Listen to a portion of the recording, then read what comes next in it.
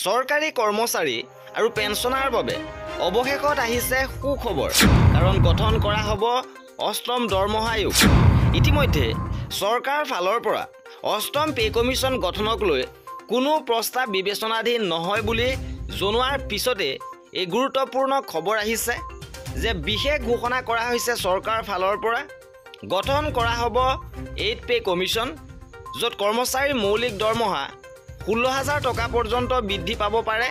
এই ডাঙৰ খবৰ আহিছে। সবিশেষ জানিবৰ বাবে ভিডিঅ'টো প্ৰথমৰ পৰা শেষলৈকে চাই থাকিব। শীঘ্ৰে কেন্দ্ৰীয় চৰকাৰে চৰকাৰী কৰ্মচাৰী আৰু পেঞ্চনাৰ বাবে এক বৃহৎ ঘোষণা কৰিব।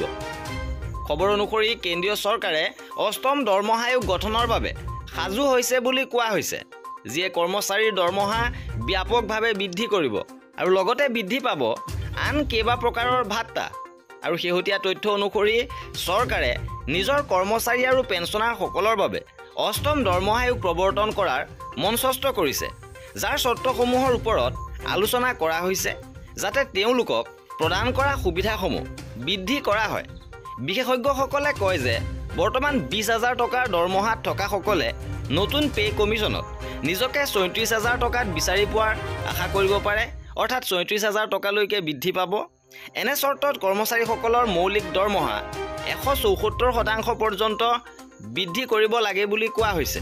আপোনালোক সকলোৱে জানে যে এই মুহূৰ্তত 7 পে কমিশ্যনৰ অধীনত 2.57% ফিটমেণ্ট ফেক্টৰ লাভ কৰি আছে। তথাপিও লাভ কৰা তথ্যত কোৱা হৈছে যে নতুন পে কমিশ্যনৰ অধীনত এই কাৰক 2.87%লৈকে বৃদ্ধি পাব। ইপিনে 2014 চনত 7 পে কমিশ্যনৰ ঘোষণা কৰা হৈছিল আৰু ইয়াক কাৰ্যকৰী কৰা হৈছিল 2016 চনৰ পৰা, আৰু সেই অনুসাৰে 8 পে কমিশ্যন গঠনৰ এয়া সময় উপযুক্ত।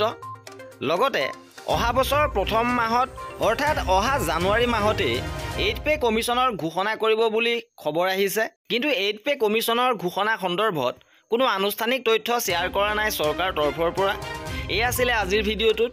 কৰ্মচাৰী আৰু পেঞ্চনাৰৰ প্ৰতিটো আপডেট পাই থাকিবৰ বাবে আমাৰ চেনেলটো ছাবস্ক্ৰাইব কৰি ৰাখিব। ভিডিঅ'টো শেষলৈকে চোৱাৰ বাবে বহুত ধন্যবাদ।